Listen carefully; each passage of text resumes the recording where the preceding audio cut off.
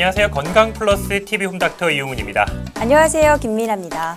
네, 민아 씨, 이 세상 춥다 정말 올겨울처럼 이 추운 날이 있었나 싶은데 주위에 이 독감으로 고생하시는 분들이 많은 것 같아요. 민아 씨는 어떠셨어요? 저는 그래도 다행히도 올겨울 감기 한 번 안 걸리고 무사히 지나갔습니다. 그렇군요. 근데 요즘 예방접종 맞으셨어도 이제 감기 걸리시는 분들 많다고 하니까 조심하셔야 될 것 같습니다. 맞습니다. 또 추운데 이 건조하기까지 하니까 이 물을 또 자주 마시는데 물을 자주 마시는 건 좋은데 이 물을 자주 마시다 보니까 화장실을 또 자주 가게 되더라고요. 그렇죠. 네. 근데 하루 8잔 물은 보약이라는 말도 있거든요. 네. 하지만 자주 화장실 가는 게 곤욕이라는 분들도 계십니다. 맞습니다. 그래서 이 중년 여성분들은 또 이 요실금, 그리고 또 남성 중년분들은 바로 이 전립선 비대증으로 이 불편함 호소하시는 분들이 많은데요.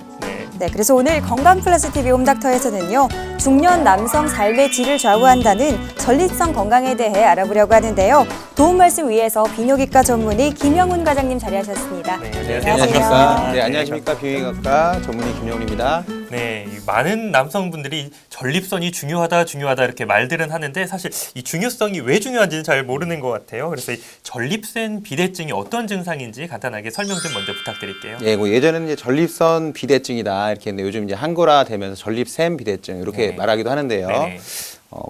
특별한 질환은 아니고 이제 소변이 자주 마렵다, 봐도 시원치 않다, 밤에 소변 때문에 자주 깬다 이런 증상을 호소하시면 특히 겨울 되면은 아까 잘 언급해 주셨듯이 추우니까 땀이 이제 덜 나니까 그렇죠. 소변량이 늘고 그래서 이런 그 불편한 정도가 더 심해져서 저희 외래를 좀 많이 찾아오시고 계십니다. 그래서 전립선은 이제 그 남자의 이제 자궁에 해당하는 상동기관인데요. 다른 건 아니고 이쪽 방광 밑에 전립선이라는 이 조직이 있습니다. 그래서 정상적인 크기는 젊은 시절에 한 20대에서 40대까지는 한 20g 정도, 호두알보다 약간 작은 정도의 크기인데요. 네.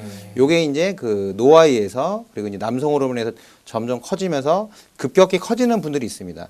그래서 요도 압박 증상이 오면서 소변 나오는 게 힘들어지고 아까 말씀드린 잘 안 나온다, 자주 마렵다, 봐도 시원치 않다, 밤에 소변 때문에 자주 깬다 이런 증상을 호소하시면서 오시는 그런 증후군을 통칭해서 전립선 비대증이라고 부르고 있습니다. 그렇군요. 네, 그럼 나이가 들어서 이 전립선이 비대해지는 이유가 뭔가요? 예, 아까 잠깐 말씀드렸지만은 첫 번째 모든 질환은 노화를 제일 저희가 이제 볼 수가 있고요.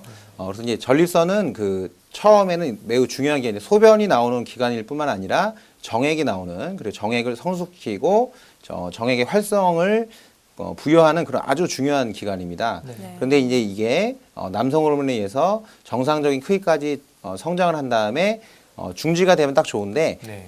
사람에 따라 차이가 있지만은 나이가 들면서 계속 전립선이 점차 커지시는 겁니다. 그래서 노화가 첫 번째 원인이 있겠고요.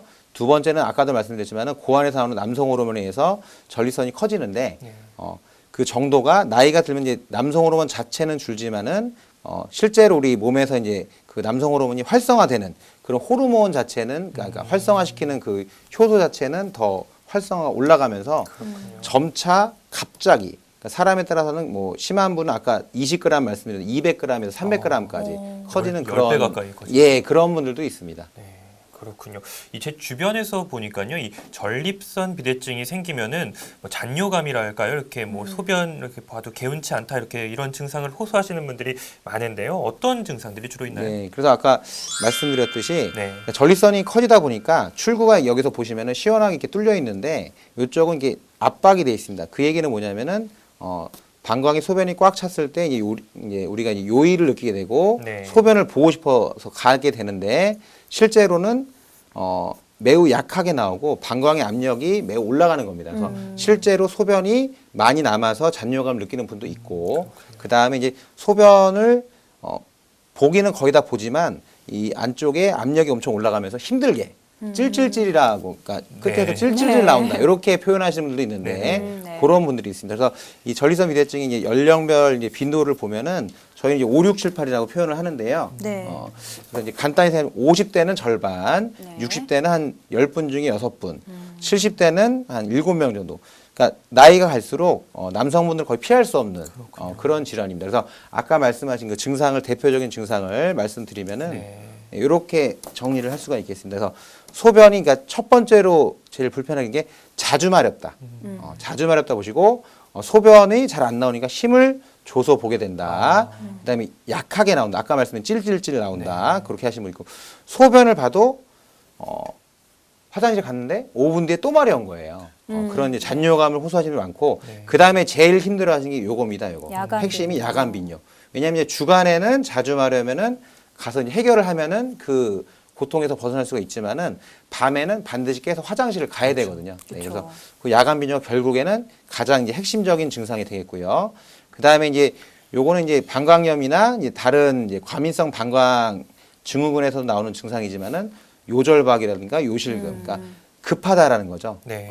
매우 급하고 화장실 가기 전에 이미 소변이 나오는 것 같다. 아, 네. 그다음에 실제로 실금 증상을 호소하는 분들도 있습니다. 네. 네.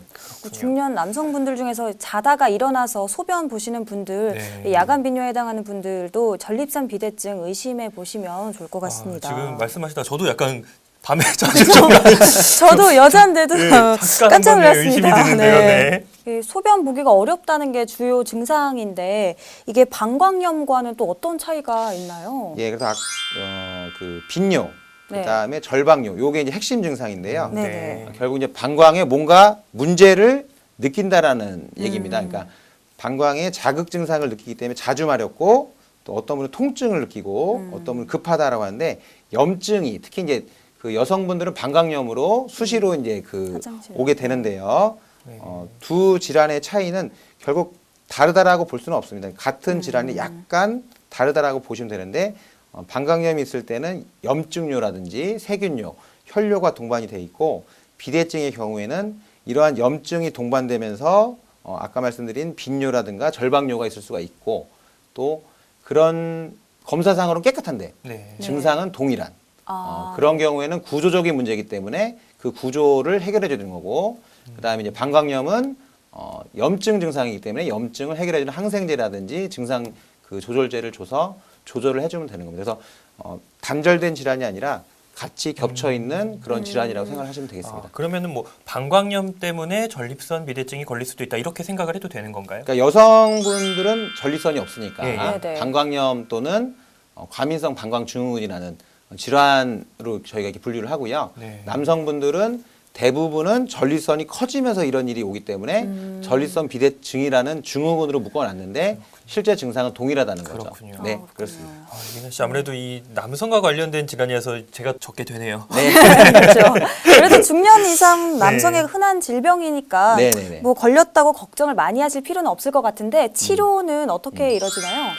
그러니까 이 예전에는 그 치료의 대상이 아니었어요. 그러니까 환자분들이 네. 먹고 살기도 바쁘기 때문에 이런 증상으로 병을 찾지 않았는데 이것은 삶의 질에 관련된 질환이고 네.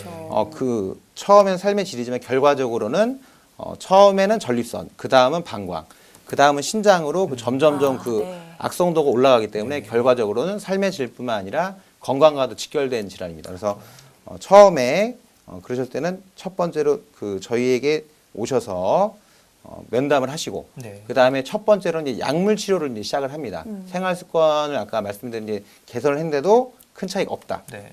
그러면 이제 많은 약제들이 개발이 돼 있는데요.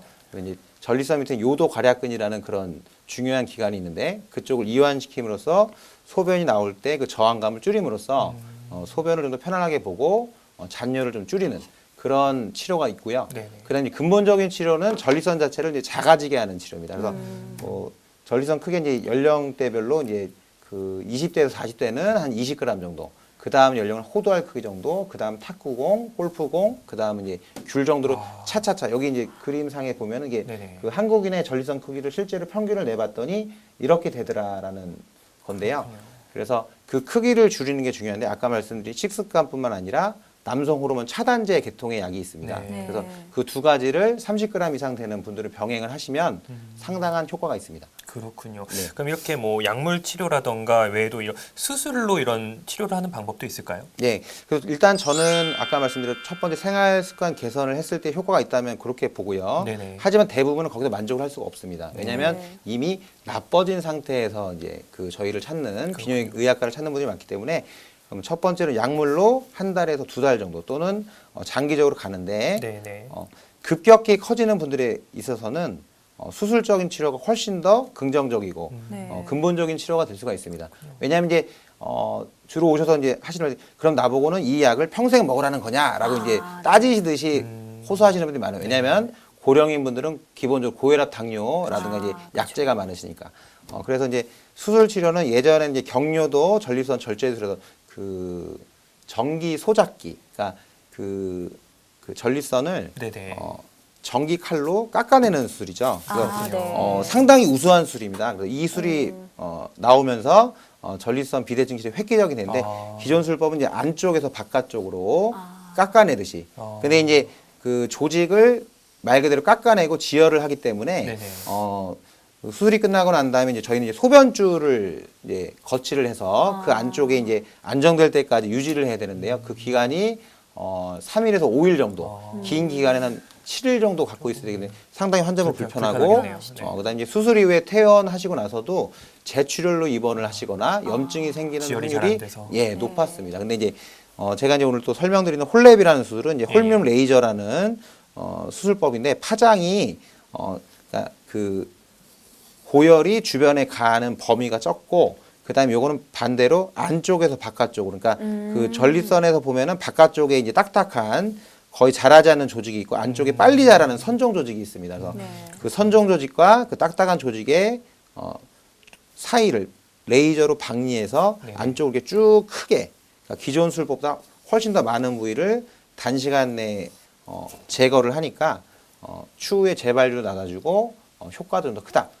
그 다음에 이제 후유증으로 이제 그 발기부전이라든가 재출혈률에 대해서 이제 걱정하시는 분들이 많은데 네네. 기존 술보다 발기부전에 대한 그러니까 아까도 말씀대로 주변에 고열이 가해지는 범위가 더 적기 때문에 발기부전이라는 그런 후유증이 적고 그 다음에 레이저로 충분히 더 지혈이 되기 때문에 재출혈률이 좀 더 적다. 그렇군요. 그런 장점이 있겠습니다. 네, 뭐 말씀하신 것처럼 이 기존 수술법에 비해서 굉장히 획기적이다라고 할 수가 있을 것 같은데 그럼 이 전립선 비대증을 앓고 계신 이 환자분들은 어느 병원을 가서 다 이렇게 이 홀랩 수술을 받을 수 있는 건가요?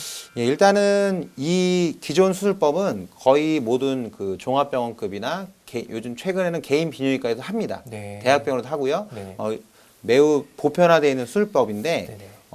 이 홀뮴 레이저 수술법은 기계 자체가 좀 고가입니다. 그래서 처음에 이제 우리나라에 도입될 때는 비보험 수술이었습니다. 그래서 소위 말하는 있는 분들만 하실 수 있는 좀 고급된 수술인데 네네. 정부에서 너무 효과가 좋고 폭풍적인 그런 인기를 얻다 보니까 정부에서 이런 수술은 정말 좋은 신의료 기술이다. 그래서 2010년도에 보험으로 전환이 되면서 대학병원급에는 거의 전국적으로 좀 퍼져 있고요. 그다음에 이제 종합병원급에는 거의 없습니다. 그래서 인천 지역에서는 유일하게 지금 현재는 저희 제가 지금 봉직하고 있는 병원에서 이 수술을 제가 이제 시작하게 되었습니다. 네. 네. 그러면 내가 전립선 비대증인지 아닌지 자가 진단 말고 또 병원에서도 진단을 내리는 방법이 있잖아요. 말씀 좀 해주세요. 네, 그래서 아까 증상은 똑같습니다. 똑같은데 네.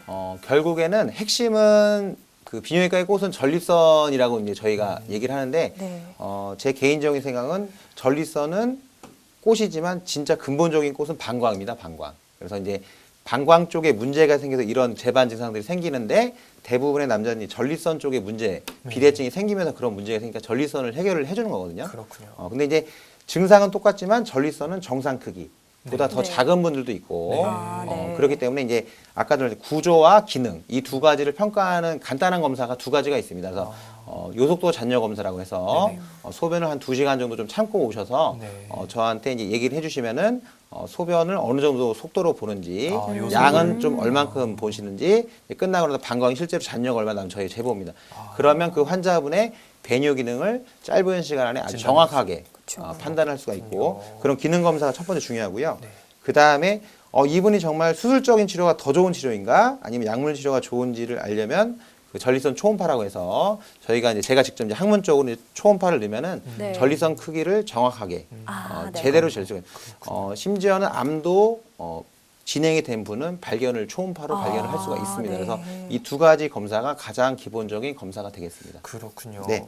사실 조금 이 민감한 얘기일 수도 있는데 방금 이 선생님께서도 말씀을 해주셨잖아요. 뭐 이렇게 치료하시는 분 중에 발기부전을 걱정하시는 분들, 뭐 이렇게 성기능 저하를 사실 조금 걱정하시는 분들이 많을 것 같아요. 어떤가요? 네, 일단은 그 수술 전부터 성기능 저하가 동반되어 있던 분이 대부분이고요. 그다음에 아까도 말씀대로 전립선 비대증 증상과 발기부전의 증상은 거의 동시에 왔다라고 표현하는 환자분들이 대부분입니다. 왜냐하면 결국에는 노화로 인한 질환이라고 봐야 되기 때문에 네네. 그런데 이제 실제로 전립선 수술을 했을 때 발기부전이 왔느냐 실제로 몇 퍼센트 소수지만은 왔습니다. 아까도 말씀드린 대로 수술법에 의해서 열에 어느 정도 노출이 됐느냐. 그러니까 이 전립선 뒤쪽으로 성기 관련된 네네.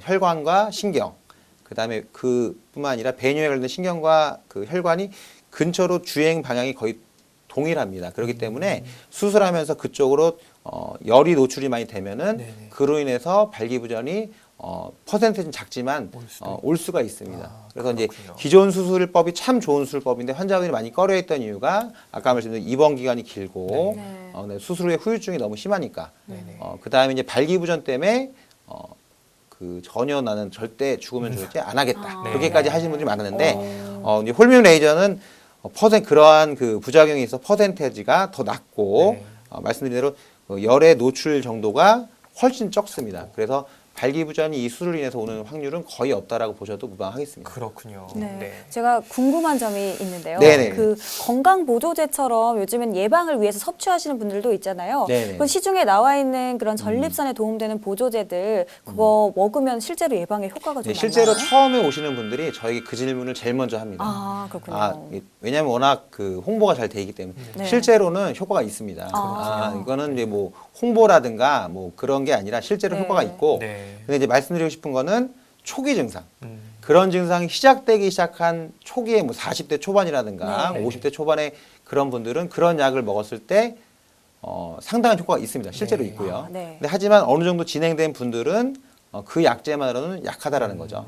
그럼 이제 그 약제와 저희 비뇨기과에 쓰는 아까 말씀드린 요도 괄약근을 이완시키는 약이라든가 네. 전립선 자체를 작아지게 하는 약제와 병행을 병행을 해서 해서? 쓰신다면 훨씬 더 효과가 좋습니다. 그렇군요. 네. 네. 네. 그 전립선 비대증으로 인해서 합병증이 올 수 있다고 아까 말씀해 주셨는데 합병증 증상들은 어떤 게 있나요? 네. 그래서 저희가 이제 뭐 요폐라는 말을 하는데요. 말 그대로 소변이 막히는 겁니다. 네. 그래서 네. 아까 그 보셨던 그 전립선 비대증 이게 막 그 기괴하게 커지는 네. 출구가 좁아지는데 어떤 분은 여기 완전히 막히는 겁니다. 그러니까 소변이 한 방울도 나오지 않는. 그러니까 심한 분은 어떤 상태로 오냐면 뱃속에 1리터 이상의 소변이 꽉 찬 상태로 아이고. 이렇게 해서 소변이 안 나와요라고 주로 밤에 응급실에 오십니다. 그래서 그런 증상이 왔을 때 일시적이었을 때는 뭐 잠깐 뭐 소변줄을 넣고 그다음에 이제 비뇨기과 약을 썼을 때 돌아오시기도 하는데 이렇게 네. 반복되다 보면은 처음에는 이제 방광 기능이 망가집니다. 아까도 제가 말씀드린 대로 네. 전립선이 정말 비뇨기과의 꽃인데 그만큼 중요한 게 방광인데 방광 기능이 망가지면 아무리 귀를 뻥 뚫어놓고 약으로 귀를 넓히더라도 엔진 자체가 고장이 난 거기 때문에 배뇨 기능이 정지가 됩니다. 그럼 그 얘기는 뭐냐면 소변이 신장에서 소변을 만들어 내려오더라도 전혀 배뇨를 하지 못하기 때문에 네. 뭐 보신 적 있겠지만은 소변줄이라는 거 가지고 예. 사시는 네, 분들 네, 보셨죠. 병원에서, 네. 특히 요양원에 많으신데 그분들은 이제 특히 남자분들은 전립선 비대증이 왔을 때 그 초기 대응을 안 하고 수년 동안 참고 지내다 보니까 차차차차 배뇨 기능이 저다 정지가 된 겁니다. 방광이 근육 덩어리인데 아예 정지가 된 겁니다. 그냥 물주머니로 돼서 소변을 전혀 못 푸는 거죠. 그렇군요. 이제 그렇게 되면은 그게 이제 상부로 이제 압력이 걸려서 신장 쪽으로 압력이 올라가면은 신장의 기능도 정지가 오는 겁니다. 그게 바로 신부전이 오는 겁니다. 그래서 신부전. 심지어는 투석까지 가는 그래서 장기가 차차차차 망가지는 원인 질환이 찾아봤더니 전립선 비대증이었던 네. 분들이 상당합니다. 네. 그럼 이렇게 전립선 비대증이 심해지면 이게 전립선 암으로까지 발전할 수가 있는 건가요? 예, 그래서 이제 그 비뇨기과에 오시면 아까 그 초기 선별 검사 두 가지를 말씀드렸는데 네. 거기에 이제 혈액 검사로 이제 우리 전립선 특이항원 검사를 해서 PSA라는 검사가 있습니다. 네. 네. 그거를 이제 일반적으로 3 미만을 정상으로 보는데 네. 그 수치가 높았을 때 세 가지를 저희가 이제 비뇨기과에서 이제 생각을 하는데 첫 번째 전립선 비대증이 심한 사람 네. 조직 자체가 많으니까 수치가 높다. 두 번째 전립선에 염증이 와서 수치가 올라가는 사람. 세 번째는 이제 전립선 암인데 수치로 우연히 발견되는 분들이 있습니다. 근데 결국 이 선종과 암은 전혀 별개의 질환이기 때문에 전립선이 비대해지는 전립선 비대증과 전립선 암은 같은 증상을 올 수가 있지만 네. 다른 질환입니다. 그러니까 아까도 말씀대로 아까 그 저희가 설명드린 자가진단법 질환이 본인에게 느껴졌다면 비대증이겠거니 하고 그냥 미루실 게 아니라 병원을 오셔야 됩니다. 왜냐하면 그분들 중에 극히 일부분이지만 전립선 암인데 그걸 모르고 사신 거예요. 그래서 말기가 돼서 오시는 분들이 많기 때문에 초기에 와서 전립선 비대증인지 전립선 암인지를 감별을 하는 게 중요해요. 전혀 다른 질환이고 네. 동시에 생길 수 있다. 그렇군요. 네네네 그렇습니다. 네, 그러면은 좀 마지막으로 이 뭐 예방법 그리고 건강관리법도 좀 간단하게 설명해 주시죠. 네, 일단은 뭐 남자들의 적인데 음주죠, 음주. 네. 예, 밤마다 음주를 많이 하면서 밤에 소변 때문에 자주 깬다. 네. 이거는 앞뒤가 안 맞는 거니까 많이 마시면 많이 보는 게 정상입니다. 그러니까 무슨 얘기냐면 소변을 오래 참거나 수분 섭취를 너무 과도하게 하는 것은 좋지 않습니다. 그러니까 아까도 초기에 말씀을 잘해주셨는데 네네. 수분 섭취는 상당히 좋습니다. 근데 수독증이라 해서 수분 섭취를 너무 많이 과다하게 해서 그것 때문에 하루 종일 소변을 어마어마하게 많이 보시는 분들이 있어요. 네. 그러니까 무슨 얘기냐면 적정선이라는 게 항상 중요합니다. 그래서 그쵸. 하루에 2리터 정도, 그러니까 음식물 포함해서 2리터 정도면 충분한 수분 섭취량이거든요. 네네. 그래서 수분 섭취량을 과도하게 할 필요는 없다. 아, 네. 그걸 말씀드리고 싶고 두 번째 커피는 이뇨제 성분이 있습니다. 이뇨 성 효과가 있어요. 그러니까 네. 커피를 한 잔 마시고 나서 1시간에 3번 이상 화장실 간 경험을 해보신 적이 있을 거예요. 네. 그러니까 지나친 음주나 커피는 비뇨기과의 적이다. 그러니까 소변의 적이라고 보시면 돼요. 그러니까 내가 만약 소변이 불편하다 그러면 음주를 줄이고 커피를 줄인다면 그것만으로도 상당한 효과를 발휘할 수가 있다. 네. 그것만으로 해결된 분들이 실제로 많아요. 네, 제가 이제 외래에서 뵌 분 한 5% 정도. 네.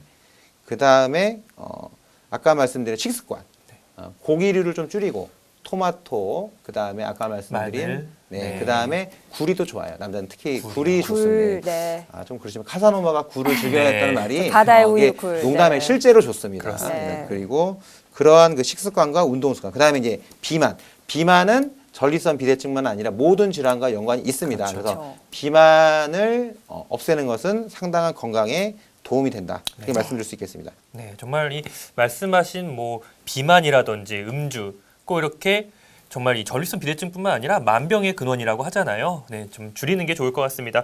오늘 도움 말씀 주신 비뇨기과 전문의 김영훈 과장님 네. 다시 한번 감사합니다. 감사합니다. 네, 감사합니다.